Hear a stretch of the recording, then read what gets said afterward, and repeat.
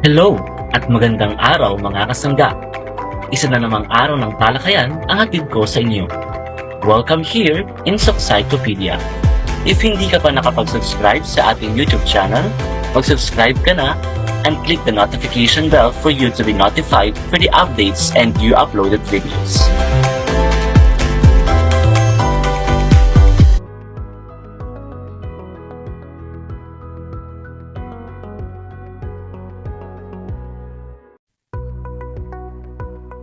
Good day, everyone, and welcome again here in our subject. Welcome to Core 15, Introduction to the Philosophy of the Human Person. And today, we will be discussing a topic about examining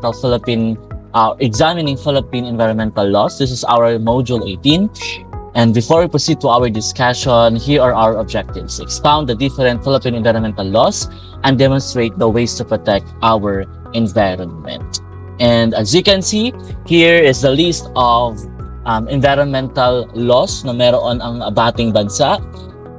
And these laws help safeguard our natural resources and protect public health by ensuring that the environment we live in remains clean and sustainable for future generations.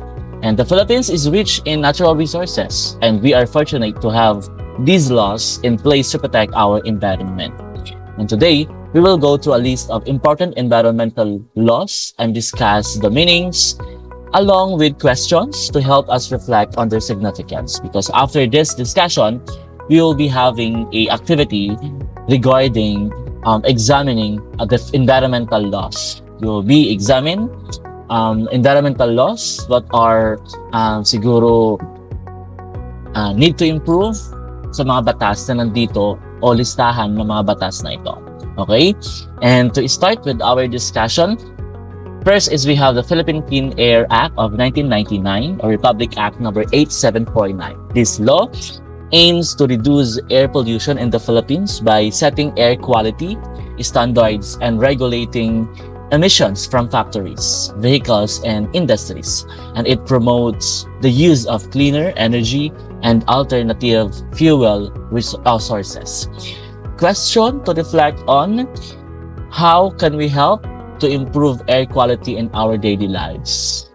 By simply reducing car usage, walking, biking, or switching to the electric vehicles can make a difference. Next is we have the Philippine Clean Water Act of 2004. This Republic Act number 9275, and this law naman is focused on protecting our country's water bodies from pollution by regulating wastewater discharge and ensuring our rivers, lakes, and oceans stay clean and healthy. What actions can we take to prevent water pollution in our communities?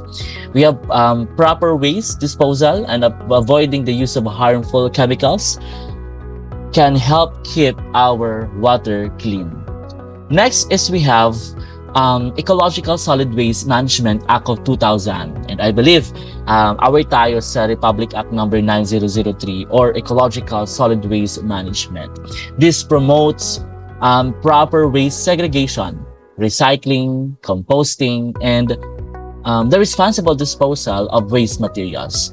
It also empowers local government units to implement waste management programs. How can we practice waste segregation at homes and in school? As I've said last discussion, last meeting, may observation or based doon sa mayor's dialogue, may mga observations ang mga bata na kulang sa Clego ang mga bata. Kapag katapos silang kumain sa kantin, iiwan na lang nila doon. So I think we should start again, di ba? Our practice na Clego or clean as you go, and syempre by separating biodegradable from non-biodegradable waste and recycling materials, we contribute to a cleaner environment.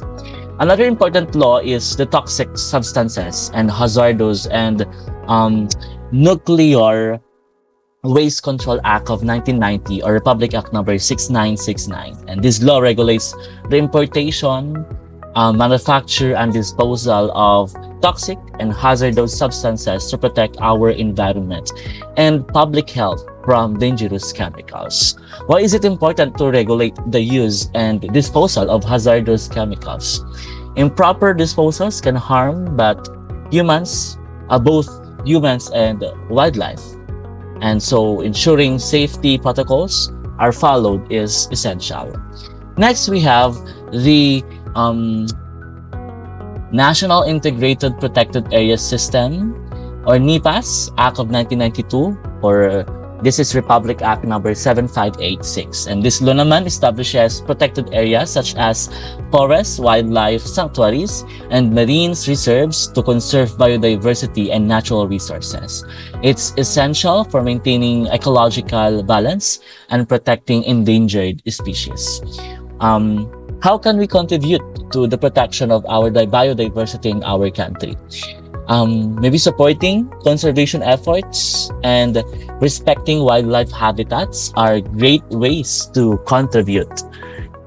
Next is we have the Wildlife Resources Conservation and Protection Act, or Republic Act number 9174. And this aims to protect and conserve the country's wildlife by prohibiting illegal hunting, collection, and trade of wildlife species. It also promotes the rehabilitation of endangered species and their habitats.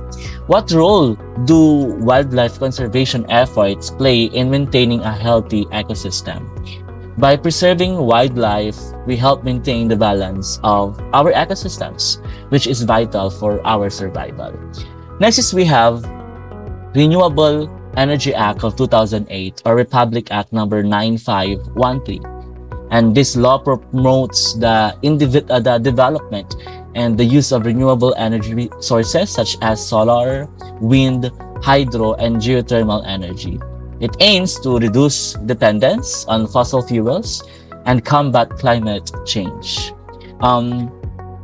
Let's consider this question, that how can we switching to renewable energy benefit both the environment and the economy? It reduces carbon emissions and creates green jobs, contributing to both environmental sustainability and economic growth. Next is we have the Climate Change Act of 2009, and this is Republic Act number 9729.